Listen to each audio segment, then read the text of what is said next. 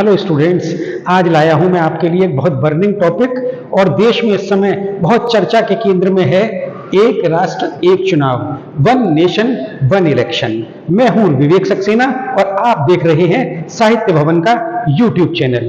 केंद्र सरकार ने हाल ही में एक राष्ट्र एक चुनाव को देखते हुए एक समिति गठित की है जो इस बात का पता लगाएगी क्या एक राष्ट्र एक चुनाव जो है वो संभव है या नहीं।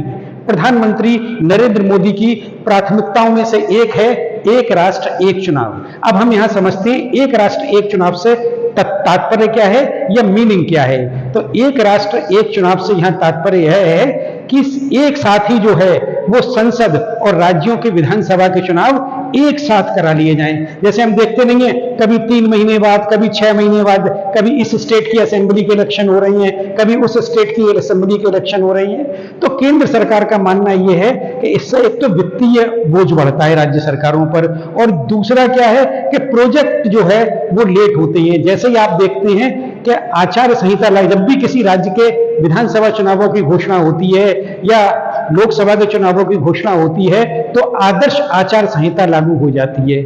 आदर्श आचार संहिता लागू होते ही जो है वो किसी भी राज्य के प्रोजेक्ट जब तक वो चुनाव पूरा नहीं हो जाता है तब तक के लिए रुक जाते हैं और अधिकारियों के स्थानांतरण वगैरह भी रुक जाते हैं।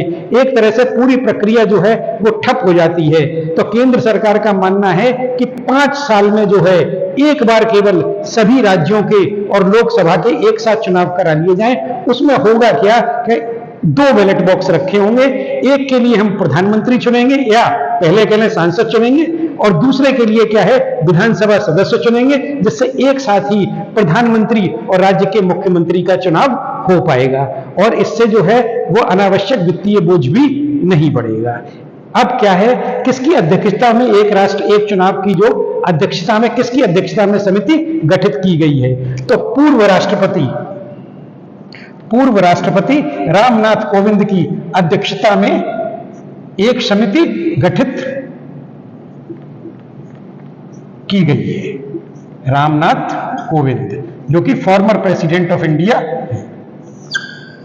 इस समिति में जो है वो केंद्रीय गृह मंत्री अमित शाह, विपक्ष में कांग्रेस के नेता जो है अधीर रंजन चौधरी और गुलाम नबी आजाद, 15वें वित्त आयोग के अध्यक्ष एनके सिंह भी शामिल हैं। हालांकि कांग्रेस के जो नेता हैं अधीर रंजन चौधरी, उन्होंने इस समिति में शामिल होने से मना कर दिया है। एक विशेष तथ्य आपको और बताता हूं, वो विशेष तथ्य ये है कि 1967 से पहले हमारे देश में जो चुनाव होते थे वो लोकसभा और विधानसभा के चुनाव साथ साथ होते थे।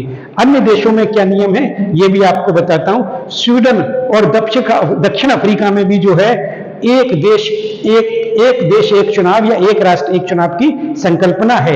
यहां पर भी इन दोनों देशों में भी जो है वो संसद और विधानसभाओं के चुनाव एक साथ कराए जाते हैं। इसी तरह की महत्वपूर्ण जानकारियां प्राप्त करने के लिए आप हमारे वीडियो को लाइक करें और हमारे YouTube चैनल को सब्सक्राइब कर लें। धन्यवाद।